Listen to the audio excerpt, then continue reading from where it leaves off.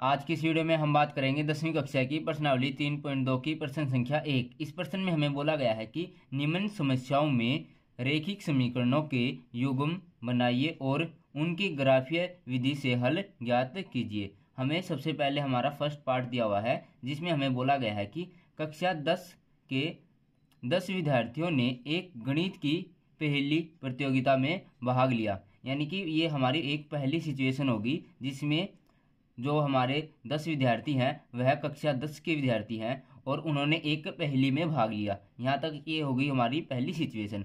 उसके बाद यदि लड़कियों की संख्या लड़कों की संख्या से 4 अधिक हो तो प्रतियोगिता में भाग लिए लड़कों और लड़कियों की संख्या ज्ञात कीजिए। तो सबसे पहले हम यहाँ पे मानेंगे, माना कि लड़कों की संख्या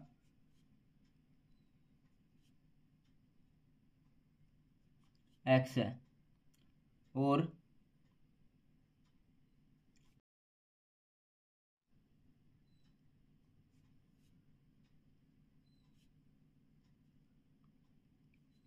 y है।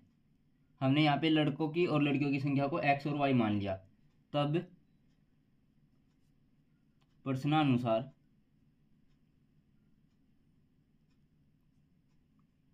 पहली सिचुएशन हमारी क्या थी? कक्षा 10 के 10 विद्यार्थियों ने एक गणित की पहेली में भाग लिया तो x प्लस में y बराबर में हो गया हमारा 10, क्योंकि जब लड़कियां और लड़के दोनों का टोटल हमारा कितना था 10। ठीक है, तो ये होगी हमारी समीकरण पहली। फिर हम लिखेंगे, जब लड़कियों की संख्या लड़कों से 4 अधिक है तो लड़कों में भी हम 4 अधिक लिख देंगे, तभी तो लड़कियों की संख्या के बराबर आएंगे। यानी कि y बराबर में x प्लस में 4 हो जाएगा। अब हम क्या करेंगे, 4 को इस साइड ले आएंगे और y को इस साइड ले आएंगे तो 4 तो माइनस का हो जाएगा और x माइनस में y हो जाएगा। यानी कि इसको हम लिख सकते हैं x माइनस में y बराबर में 4।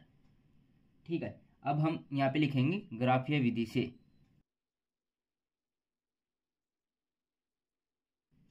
सबसे पहले हम इसको नाम दे देते हैं 2।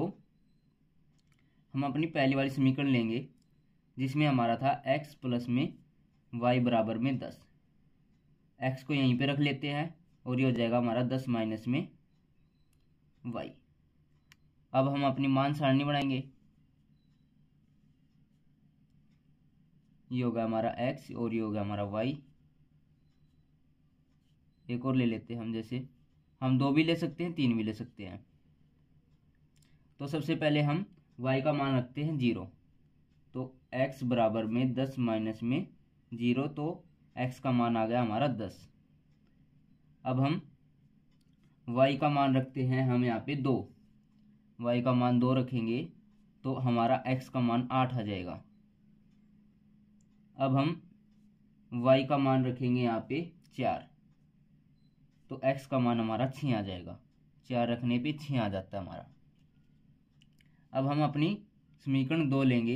समीकरण 2 थी हमारी x माइनस में y बराबर में माइनस का 4। अब हम यहाँ पे लिखेंगे x बराबर में y, यहाँ पे माइनस का है तो यहाँ पे आके प्लस का हो जाएगा, माइनस का 4 प्लस का y। और अब इसकी भी मान सारणी बनाएंगे। x हो गया यहाँ पे, y हो गया यहाँ पे। सबसे पहले हम यहाँ पे y का मान रखते हैं हम यहाँ पे 0, तो y का मान 0 रखेंगे यहाँ पे भी, तो -4 प्लस में 0, तो -4 आ जाएगा हमारा। ये हो गया हमारा -4। अब हम y का मान रखेंगे 2, प्लस का 2, ये हो जाएगा हमारा माइनस का 2, तो माइनस का 2 यहाँ पे आया प्लस का 2 रखने पर।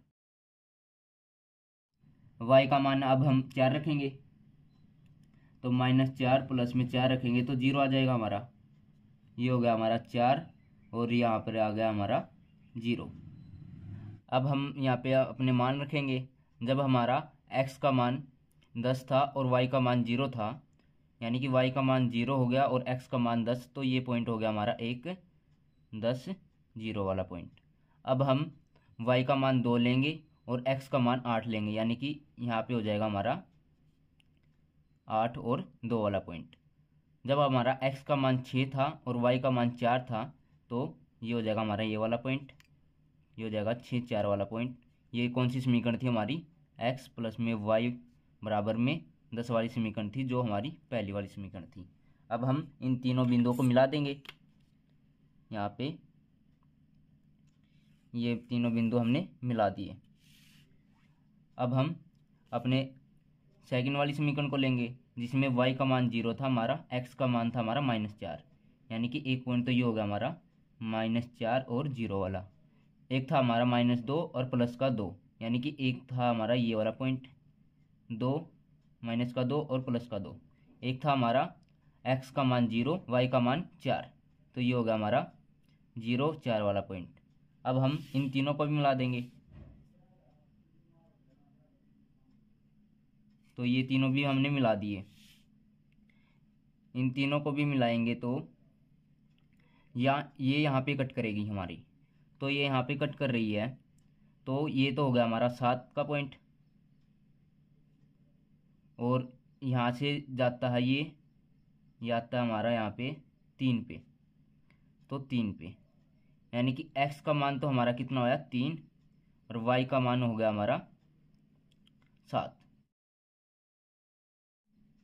माना x बराबर में 3, y बराबर में 7, जो कि x थे हमारे कितने लड़के और 7 थी हमारी क्या लड़कियां, जो हमें ज्ञात करना था। ये क्या आ गया हमारा आंसर आ गया।